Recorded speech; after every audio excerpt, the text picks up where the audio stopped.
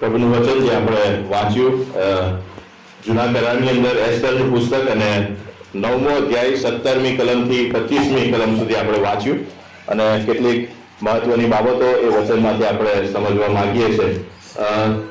ગયા રવિવારે મેં કીધું હતું કે આપણે આ લેન્ટની સિઝનમાંથી પસાર થઈ રહ્યા છે, એટલા માટે ખ્રિસ્તના વધસ્તંભ ઉપર આપણે દ્રષ્ટિ કરવાના છે. પ્રભુનો વધસ્તંભ એ આપણને કેટલીક બાબતો શીખવે છે. ગયા રવિવારે આપણે વધસ્તંભની અનિવાર્યતા વિશે કેટલીક બાબતો જોઈ અને આજે આપણે આગળ એમાં બીજી બાબતો જોવાના હતા, પણ અઠવાડિયા દરમિયાન મારા ધ્યાનમાં આવ્યું કે એક મહત્વનો દિવસ ઇઝરાયલના ઇતિહાસની અંદર, યહૂદીઓના ઇતિહાસની અંદર આવી રહ્યો છે કે જેની ઉજવણી આવતીકાલે યહૂદી લોકો કરશે.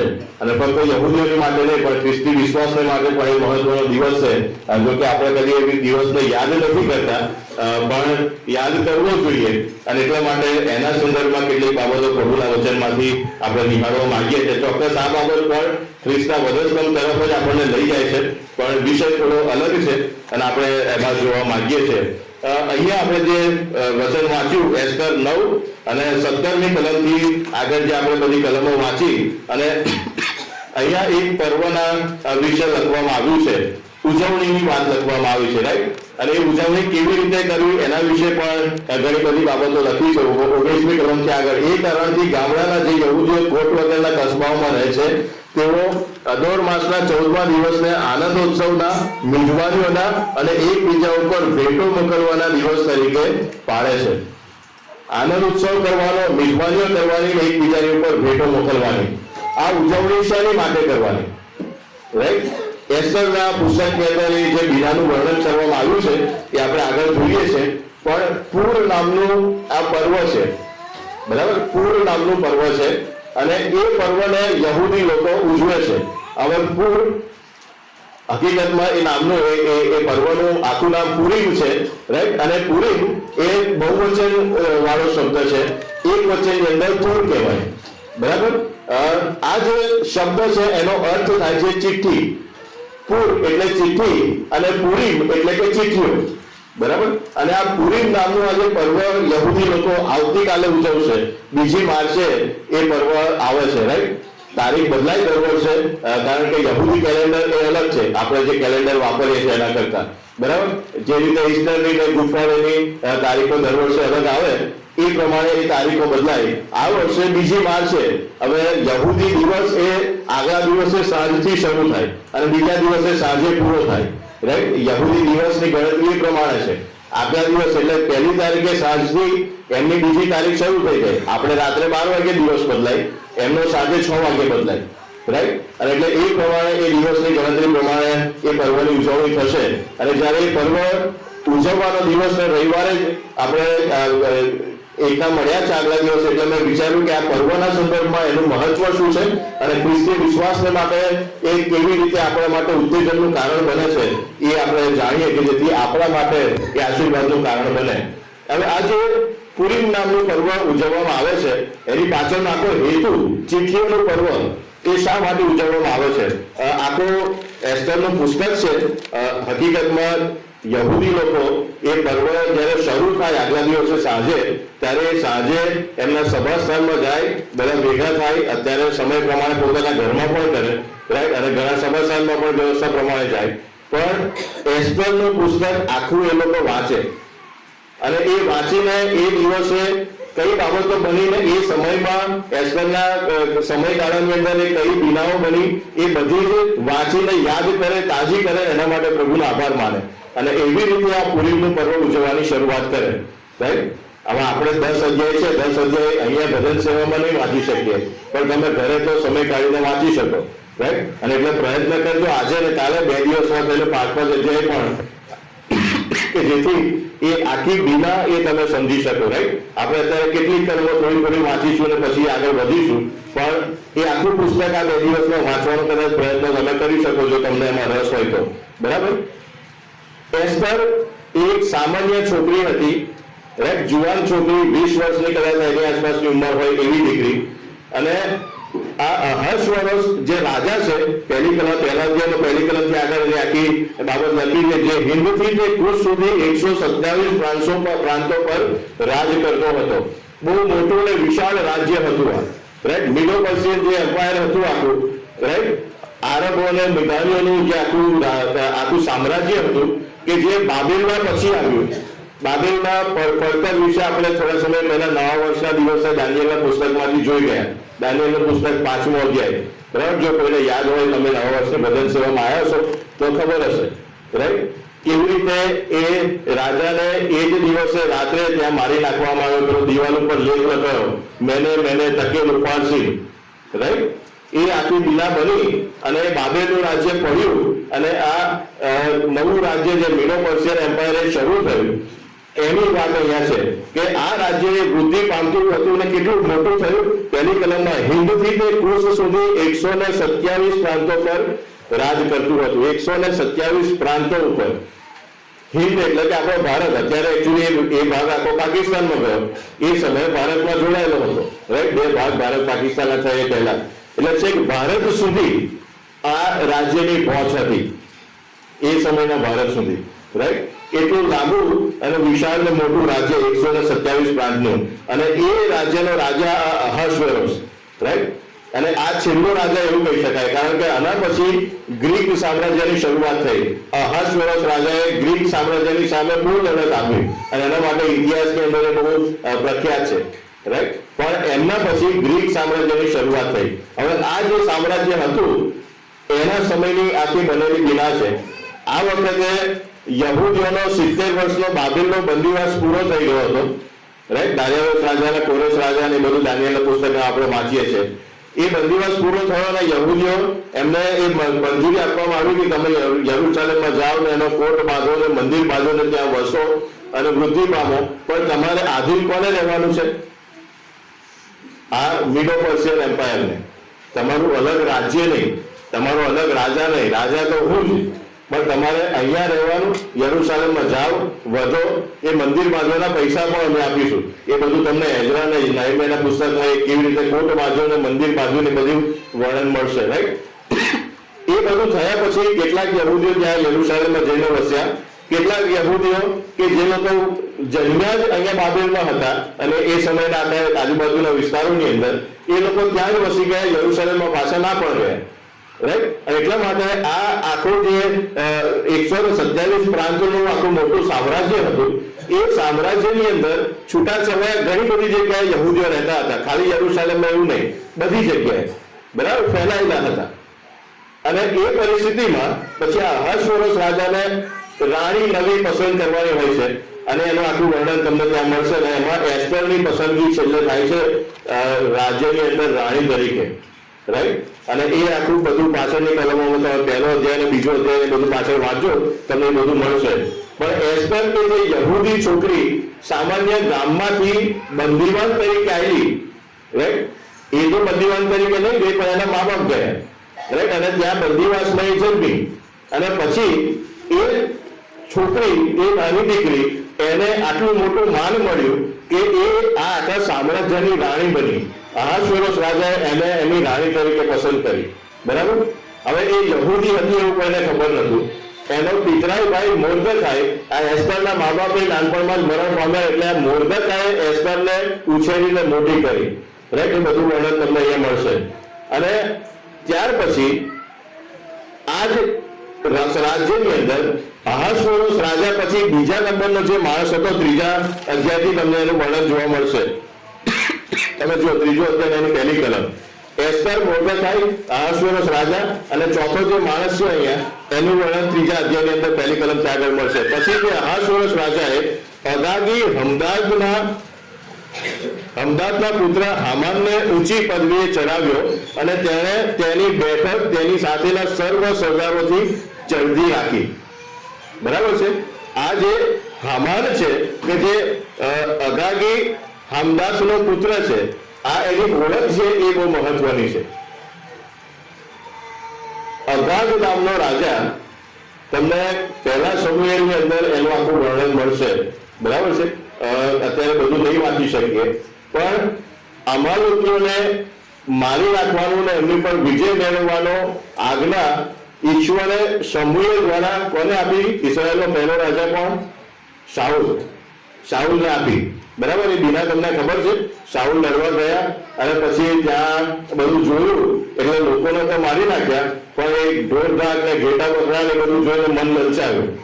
આ બધું ખલાસ કરી દેવાનું, બધું ભેગું કરીને લઈ આવ્યો. રાજા જે અગાધ રાજા હતા એમને મારી નાખવાના, પણ લઈ આવ્યા, માર્યા નહીં. બરાબર, અને પછી સમુએલ આવે છે અને જુએ છે કે આ તો શું કર્યું છે, દેવની વિરુદ્ધ પાપ કર્યું અને તને હવે ઈશ્વરે રાજા તરીકે નકાર્યો છે. રાઈટ, અને પછી સમુએલે એ રાજાને મારી નાખ્યો. આ બીના બની હતી એટલા માટે અમાલોકીઓને મારી નાખવાના, કારણ કે અમાલોકીઓએ તમને નિર્ગમન અને પુનર્નિયમ બંને પુસ્તકમાં એનું વર્ણન મળશે. અમાલોકીઓએ જ્યારે મિસરમાંથી યહૂદી લોકો ઇસરાયેલીઓ નીકળ્યા ત્યારે એમની વિરુદ્ધ ઉભા થયેલા. રાઈટ, એમની સામે ઉભા પડ્યા હતા. બરાબર, અને એટલાને માટે એ દુશ્મનાવટે ત્યારની હતી અને ઈશ્વરે કીધું હતું કે અમાલોકીઓને હું યાદ રાખીશ. બરાબર, અને પછી શાઉલને ત્યાં મોકલવામાં આવ્યા અને શાઉલે ત્યાં એમને બધાને ખલાસ કર્યા, પણ ઈશ્વરની આજ્ઞા પૂરેપૂરી ના પાડી. અને એ આખી પરિસ્થિતિમાં અહીંયા તમે જુઓ, એ અગાગી એમનો વંશજ, અમાલોકીઓનો વંશજ એ આ હામાન છે. બરાબર, બીજી બાજુ એસ્તર જે છે એમની આખી ઓળખને બધું પાછળ આપ્યું છે, આપણે અત્યારે નહીં વાંચીએ, પણ એ ઇસરાયલની અંદર બેન્જામિનના કુળની સ્ત્રી હતી. બરાબર, બેન્જામિનનું કુળ કે જેમાંથી શાઉલ ઇસરાયલનો પહેલો રાજા પણ આવ્યો. રાઈટ, શાઉલ કે જે અમાલોકીઓની સામે લડવા ગયેલો, હમાન કે જે અમાલોકીઓનો વંશજ હતો. રાઈટ, એટલે એક બાજુ છે એસ્તર કે જે બેન્જામિનના કુળની શાઉલની વંશજમાં એ આવે છે, બીજી બાજુ આ હામાન છે કે જે અમાલોકીઓના વંશજમાંથી આવે છે. અને હામાન છે એને મોર્દેખાઈ સાથે વેર થાય છે. મોર્દેખાઈ કે જે એસ્તરનો પિતરાઈ ભાઈ હતો. રાઈટ, બધા લોકો એ હામાનની આગળ માથું નમાવે છે અને નમન કરે છે, પણ મોર્દેખાઈ ના પાડે છે, હું એ અમાલોકી હામાનની સામે નમીશ નહીં, મારું માથું નહીં નમાવું. રાઈટ, અને એટલે હામાનને આ મોર્દેખાઈ નડે છે, હું એને છોડીશ નહીં, એને મારી નાખીશ. પણ ખાલી એને મારીશ એટલું નહીં, આ તો અમારી વંશ પરંપરાગત વર્ષો જૂની દુશ્મનાવટ છે, બધા યહૂદીઓને ખલાસ કરી દઈશ. એટલે હામાને શું કર્યું, જે જ્યોતિષીઓને એ બધા જે એ સમયે હતા, રાઈટ, જાદુગરો વગેરે, એમને ભેગા કરીને ચીઠીઓ લખાવી એ જોવા માટે કે કયા દિવસે કયા મહિનામાં હું આ યહૂદી લોકોને મારી નખાવું. રાઈટ, એની માટે હામાને ચીઠીઓ લખાવી અને જે ચીઠીઓ લખાવી એમાં જે દિવસ અને જે મહિનો આવ્યો એ પ્રમાણે એ પછી અહાશ્વેરોશ રાજાની પાસે જાય છે અને ત્યાં રાજાને જઈને કહે છે કે આવી રીતે આ યહૂદી લોકો એ આપણા સામ્રાજ્યને માટે, તમારી માટે નુકસાનકારક છે. એ લોકો એમના દેવનું ભજન કરે છે, તમારું આગળ નમતા નથી, તમારા દેવી દેવતાઓને આગળ નમતા નથી, એ ગમે ત્યારે તમારી સામે બળવો પોકારશે. એ બધાને મારી નખાવો, એમની બધી માલ મિલકત ને એ બધું છે એ તમે લૂંટી લો કે જેથી તમારા રાજ્યના ભંડારમાં પણ વધારો થશે.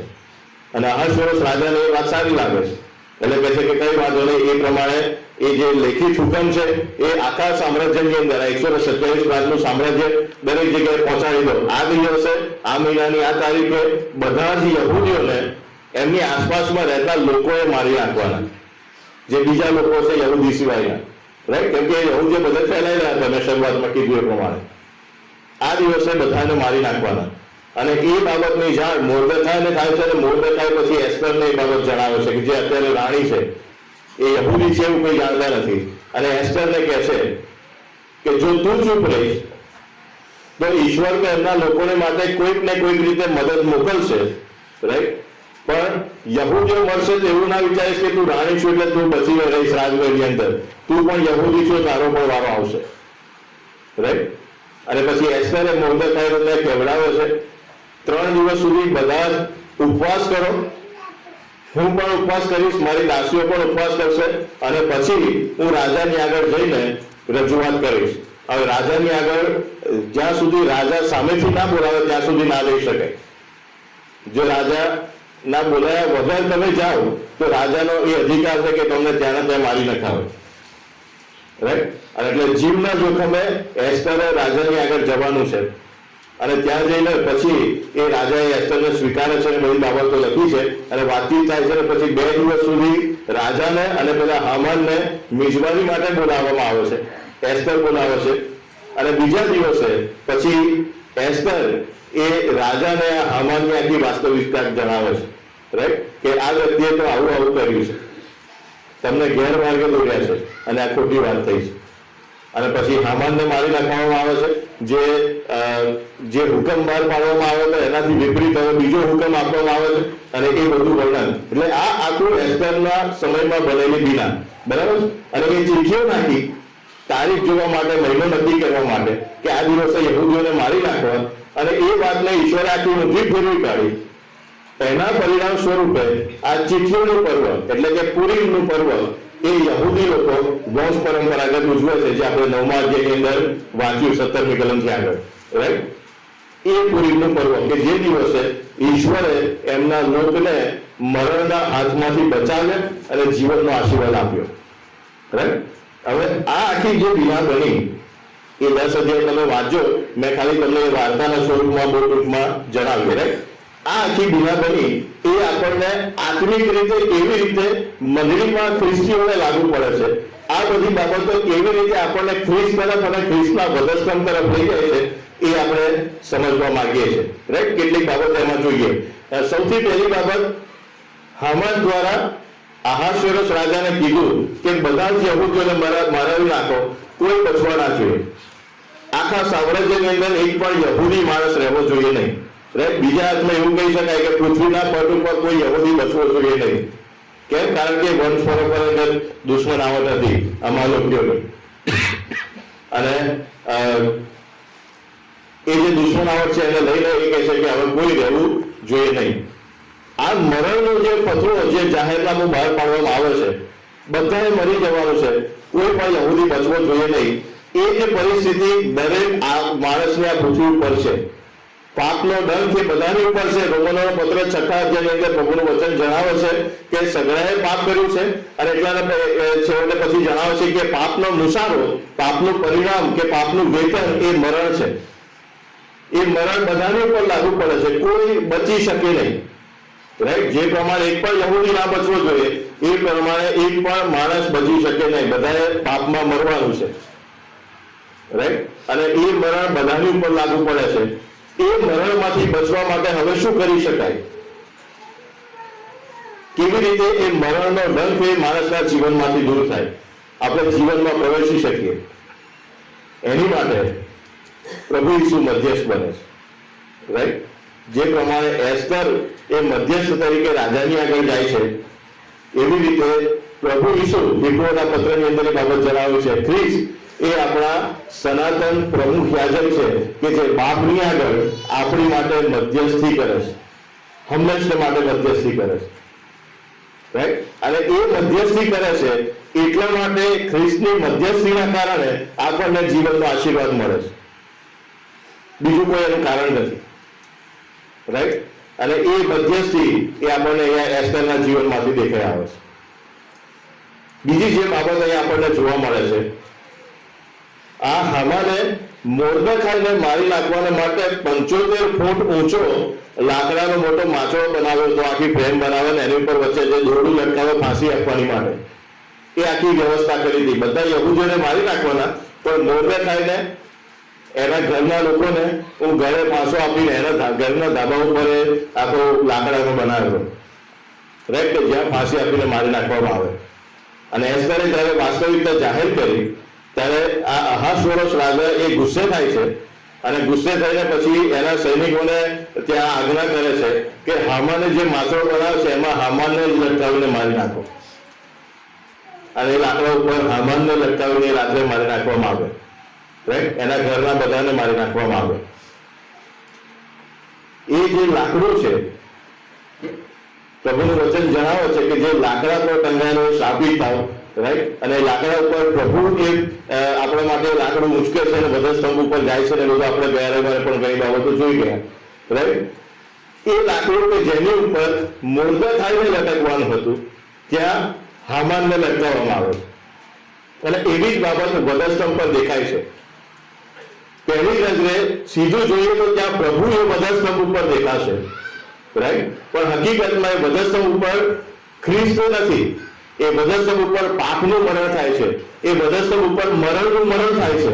પ્રભુ તો વિજયવંત પુનરુત્થાન પામે છે, રાઈટ? પાપનો ડંખ એ ત્યાં દૂર કરવામાં આવે છે.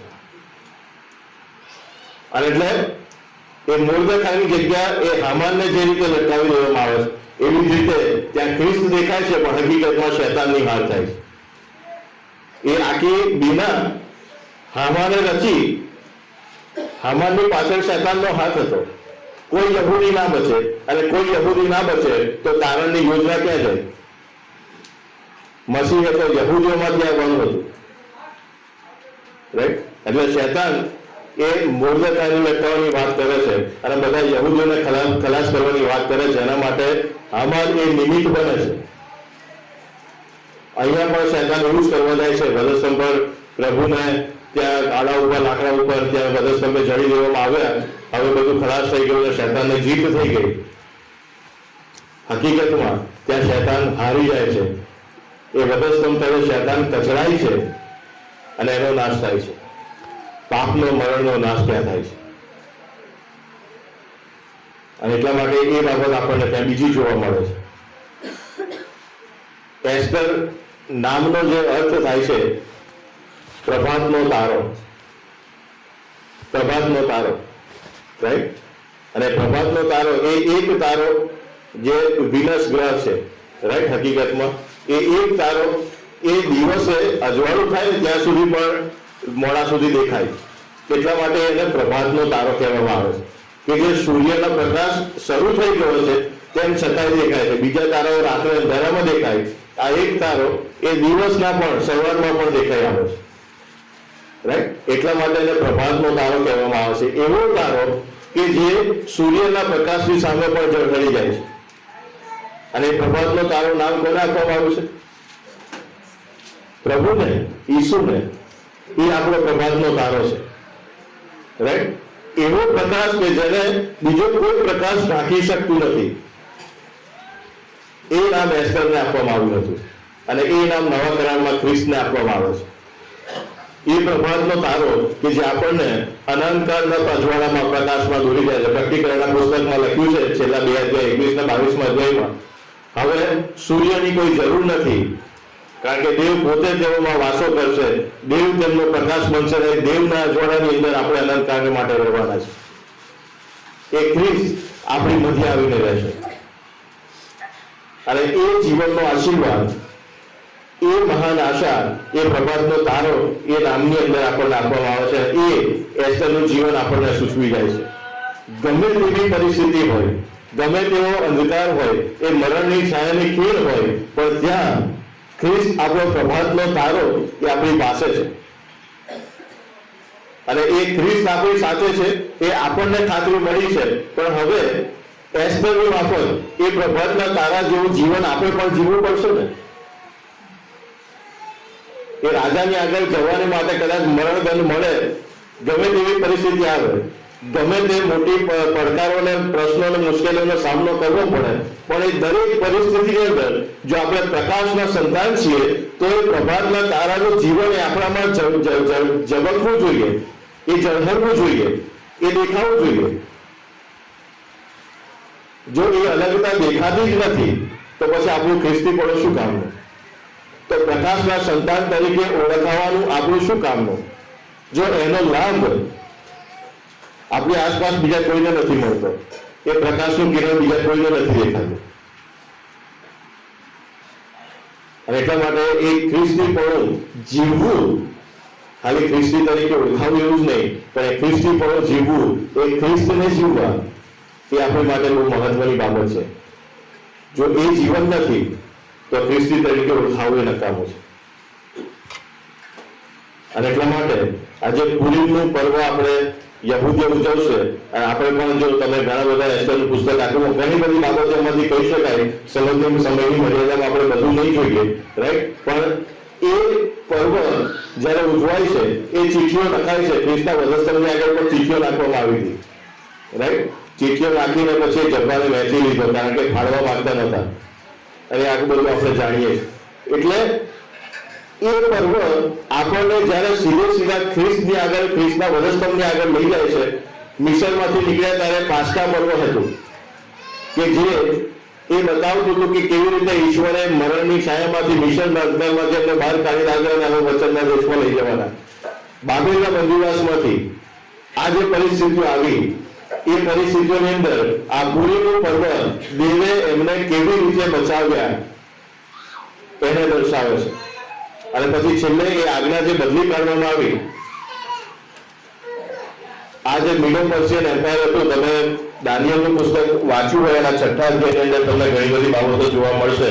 દાનિયેલને સિંહોના બિલમાં નાખવાની આખી વાત લખી છે એમાં, રાઈટ. રાજાનો નિયમ કદી બદલી શકાય નહીં એવો કાયદો, બરાબર. હવે રાજાએ તો આજ્ઞા આપી દીધી કે બધા યહૂદીઓને આ દિવસે આ તારીખે મારી નાખવાના, હામાનની વાતમાં આવીને. હવે રાજાએ પોતાના કાયદાને બદલી ના શકે તો કરવાનું શું? જો રાજા પોતાનો જ નિયમ બદલી કાઢે તો એને રાજા ના કહેવાય. તો હવે રાજા શું કરે? રાજાએ મોર્દેખાઈની સલાહની અંદર હામાનને તો મારી નાખ્યો. હવે મોર્દેખાઈ એ જગ્યા લે છે જે એસ્તરનો પિતરાઈ ભાઈ હતો. મોર્દેખાઈની સાથે સલાહ કરીને અહાશ્વેરોશ રાજાએ બીજો નવો નિયમ આપ્યો. એ નવો નિયમ એવો આપ્યો કે આ દિવસે બધા યહૂદીઓને મારી તો નાખવાના. એ નિયમ તો આપ્યો છે, પણ હવે યહૂદીઓને એ અધિકાર આપવામાં આવે છે કે સામે તમે એવી રીતે લડો કે તમે પેલામને મારી નાખો. જે તમારી સામે ઉભો થાય ને તમને મારવા આવે એને તમારે મારી નાખવાનો. એ બધું એસ્તરના પુસ્તકમાં લખ્યું છે. અને એવી રીતે યહૂદીઓ લડ્યા, જીવન જે વિજય પામ્યા અને જીવતા રહ્યા, રાઈટ.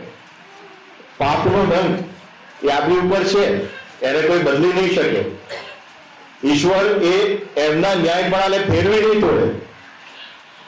એ પાપનો દંડ રહેશે, એ શિક્ષા રહેશે, પણ એની સામે પ્રભુએ વિજય મેળવ્યો છે. પ્રભુ કહે છે કે હું જીવું છું માટે તમે જીવશો. જગતમાં તમને સંકટ છે પણ હિંમત રાખો, જગતને મેં જીત્યું છે. જગતના અંત સુધી હું તમારી સાથે છું. તો એ પાપ અને પાપની બંધનો અને અંધકારની સત્તાની સામે આપણે લડવું જોઈએ. પ્રભુ લડ્યા છે, જીવન પામ્યા છે, પુનરુત્થાન પામ્યા છે. હવે પ્રભુ ઈચ્છે છે કે એમના સામર્થ્યમાં, એમના પવિત્ર આત્માના સામર્થ્યમાં આપણે પણ લડીએ. પણ જો નથી લડતા અને એની આગળ આપણે એના વશમાં આવી જઈએ છીએ, એને તાબે થઈ જઈએ છીએ, તો પછી આપણું ખ્રિસ્તીપણું એ વ્યર્થ થઈ જાય છે. એટલા માટે પ્રશ્ન આપણે પોતાની જાતને પૂછીએ કે હું કેવો ખ્રિસ્તી છું કે કેવી ખ્રિસ્તી છું? આ વિજયવંત ખ્રિસ્તી જીવન મારામાં દેખાય છે? એ પાપ અને પાપના અંધકારની સત્તાઓની સામે શું હું આવી રીતે લડું છું? પ્રભુએ મારા માટે વધસ્તંભને મૂક્યો, શું હું મારો વધસ્તંભ મૂકીને પ્રભુની પાછળ ચાલું છું? એસ્તર પ્રકાશનો, પ્રભાતનો તારો, એનો અંશ મારામાં પણ દેખાય છે, મારા ખ્રિસ્તીપણામાં દેખાય છે? જો નથી દેખાતું તો લેન્ટની સિઝનમાં છે, દુઃખ સહન સપ્તાહમાં થોડા દિવસોમાં આપણે બધી બાબતો ફરીથી કદાચ સાંભળીશું.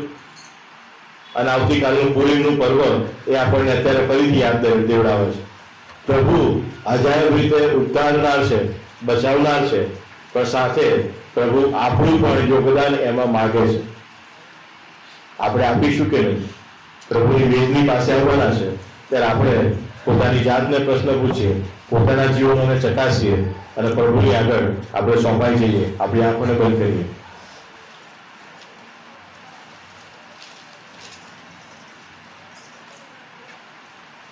પ્રભુએ મરણને હરાવ્યું છે અને પ્રભુ ઈચ્છે છે કે હવે હારેલા શત્રુની સામે આપણે વિજયવંત જીવન જીવીએ. શું હું એવું જીવી રહ્યો છું કે જીવી રહી છું કે હજુ પણ હું અંધકારના બંધનોમાં જ છું? હજુ પણ એ પાપ મારી ઉપર રાજ કરે છે, એ મરણ મારી ઉપર રાજ કરે છે.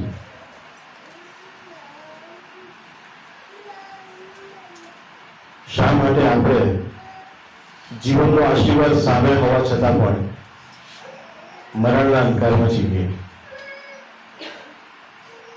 એ રાજાએ નવું ફરમાન આપ્યું છે કે જે તમારી સામે મારવાને ઉઠે છે તમે એની સામે વિજય મેળવો.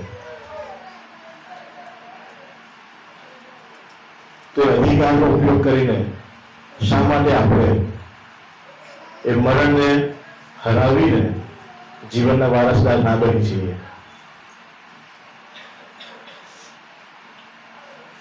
શું એ અંધકારની બાબતો, એ અંધકારના સંબંધો, એ અંધકારના વ્યસનો, એ અંધકારની ખોટી આદતો આપણને એટલી બધી મારી લાગે છે કે આપણે એના માટે જીવનની સાથે બાંધછોડ કરીએ?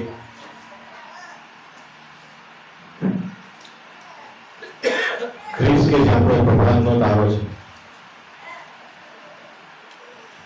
એમનો પ્રકાશ આપણા જીવનમાંથી શા માટે ના પ્રકાશવા જોઈએ?